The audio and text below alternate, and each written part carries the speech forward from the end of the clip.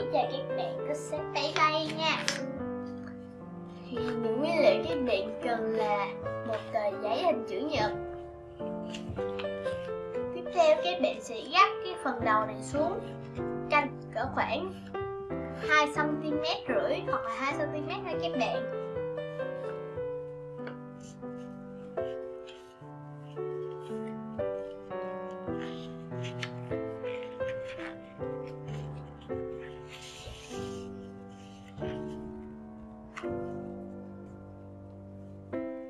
Các bạn nhớ là làm phải thẳng ha.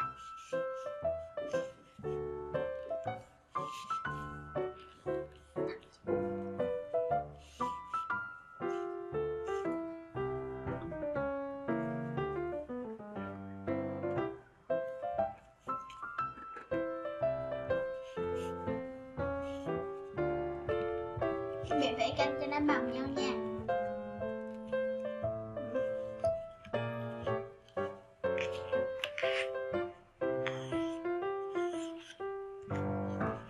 Và các bạn lật qua đằng sau và gấp đôi tờ giấy lại.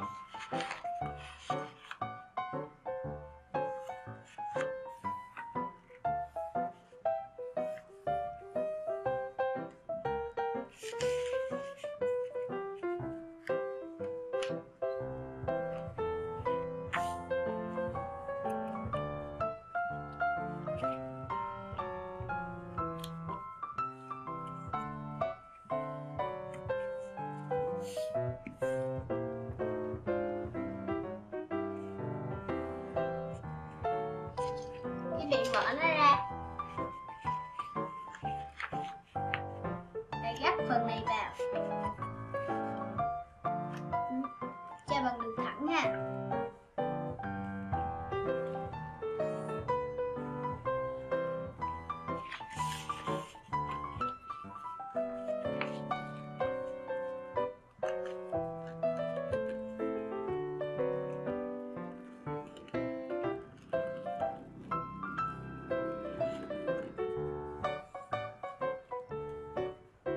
Bạn nhớ là hai phần cuối này phải bằng nhau ha.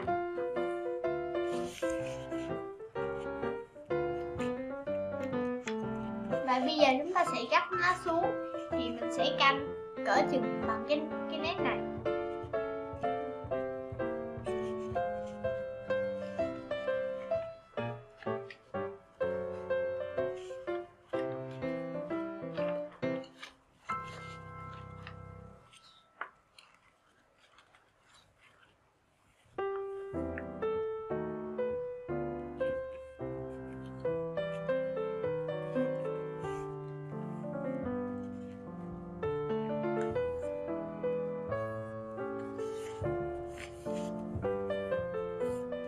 Rồi các bạn để nó lên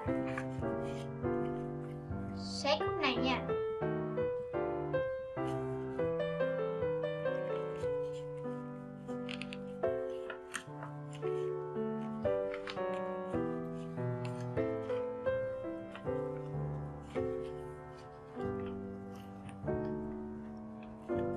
Rồi, bây giờ mình sẽ gấp cái phần này qua.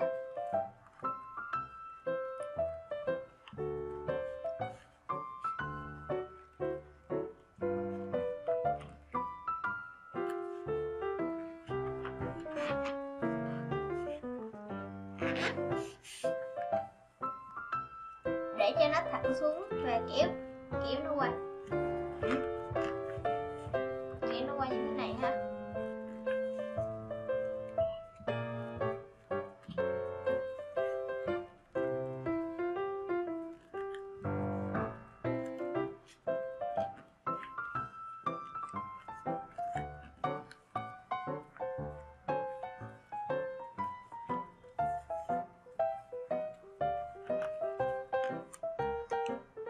Và bên này cũng vậy ha, các bạn cũng gấp nó qua.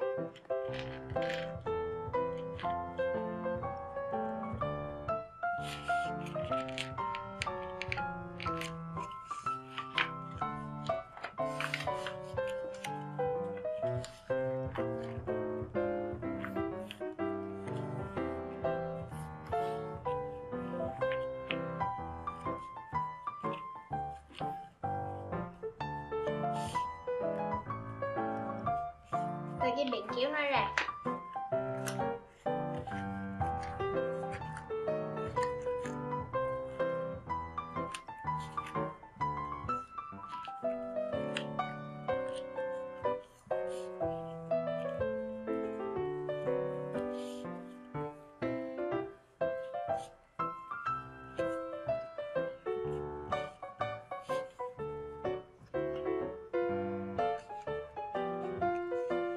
Rồi bây giờ các bạn sẽ gấp đôi tờ giấy lại như thế này.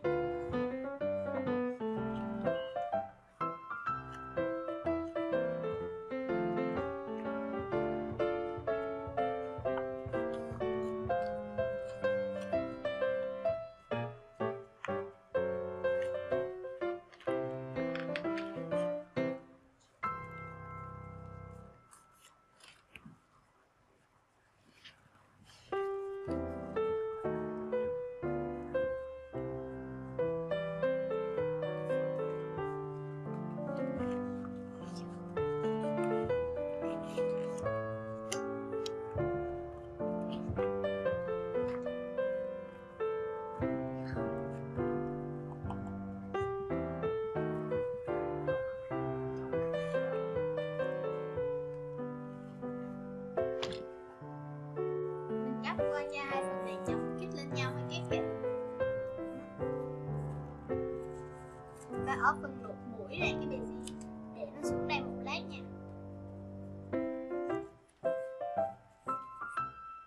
Và các bạn gấp nó xuống.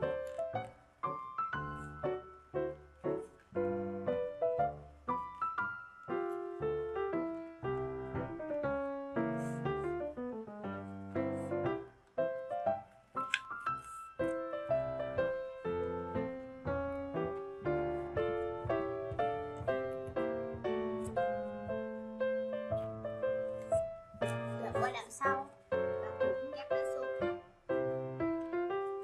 Các bạn nhớ là chồng kít lên nhau ha.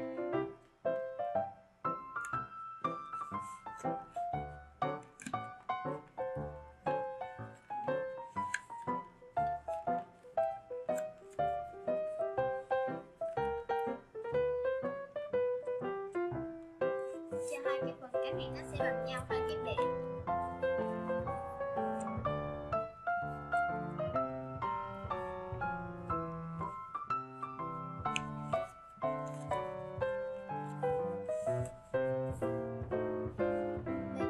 Gấp nó lên.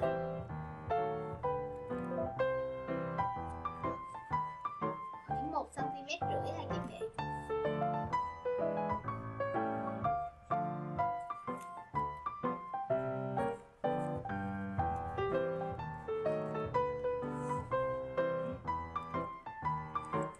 Cỡ này thôi các bạn. Lần qua đằng sau.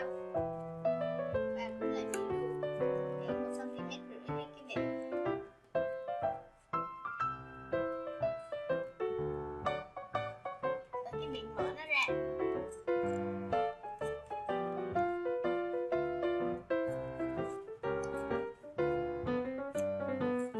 Và cái phần đầu này mình sẽ lấy nó ra để làm giống như là một cái mũi tên này các bạn.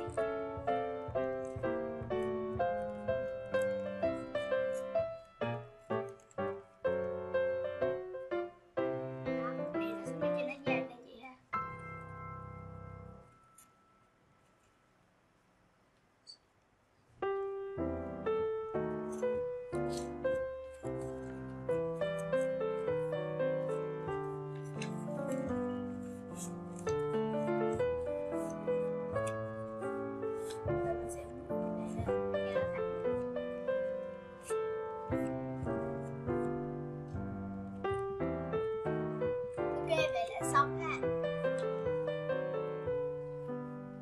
Cảm ơn các bạn đã xem video của mình. Đừng quên like, share và subscribe trên kênh PA Channel. Xin chào và hẹn gặp lại các bạn ở những video sau.